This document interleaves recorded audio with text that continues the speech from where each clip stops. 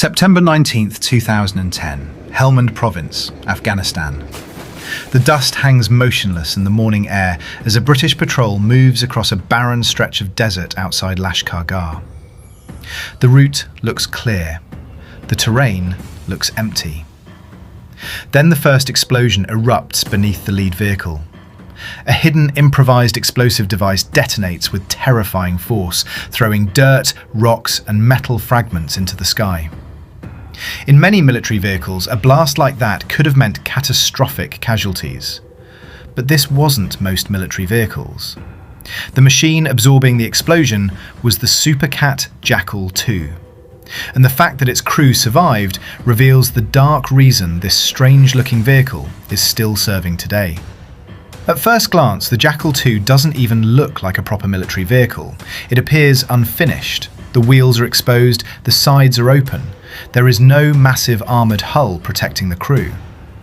Yet appearances can be deceiving. The Jackal 2 was never designed to fight wars the traditional way. It wasn't built to trade blows with tanks or survive artillery bombardments.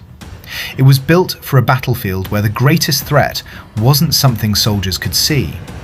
It was built for a battlefield dominated by roadside bombs. That is the dark truth behind the Jackal's continued service. To understand why, you have to understand the problem British forces faced in Afghanistan. Coalition troops were fighting an enemy that rarely engaged in conventional battles. Instead, insurgents relied heavily on ambushes, hidden explosives, and hit-and-run attacks. Roads became death traps. Every patrol carried the possibility of driving over a buried explosive powerful enough to destroy a vehicle and kill its occupants instantly. Traditional armoured vehicles offered protection, but they came with a major disadvantage. They were heavy.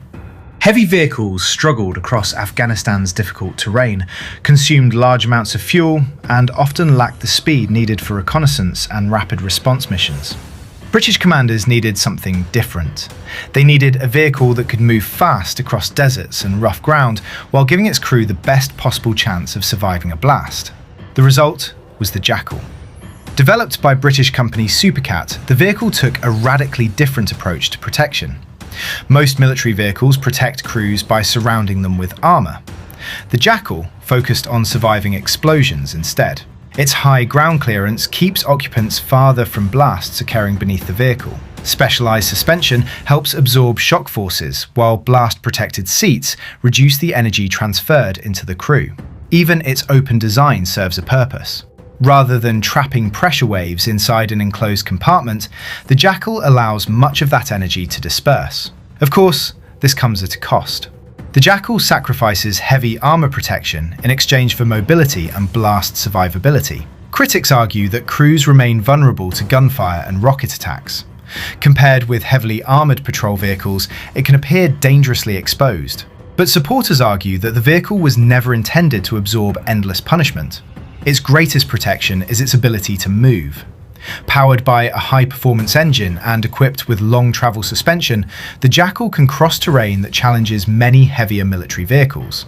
It can race across desert landscapes, climb steep slopes, and cover vast distances quickly. For reconnaissance units and long-range patrols, those qualities are invaluable. A reconnaissance vehicle that cannot reach the battlefield quickly is useless. A patrol vehicle that cannot escape danger is vulnerable. The Jackal excels at both. This combination of mobility and survivability earned it a strong reputation among British troops in Afghanistan. Many soldiers trusted it because it gave them a fighting chance against the threat they faced most often. The Jackal wasn't trying to become a tank. It was trying to survive a battlefield where hidden explosives killed more soldiers than direct combat. And in that role, it proved remarkably effective. Yet Afghanistan eventually ended. So why is the Jackal still around?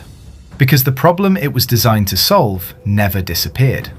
Modern battlefields continue to feature mines, improvised explosives, ambushes, and dispersed enemy forces. Armies still require highly mobile reconnaissance platforms capable of operating where heavier vehicles struggle. And that's the dark reason the Supacat Jackal 2 is still in service now. It exists because modern warfare continues to produce the same deadly threat that inspired its creation: hidden explosives waiting beneath the road. The Jackal 2 may look exposed. It may look unconventional, but every unusual feature tells the same story. This isn't a vehicle designed for the wars people imagine. It's a vehicle designed for the wars that actually happen.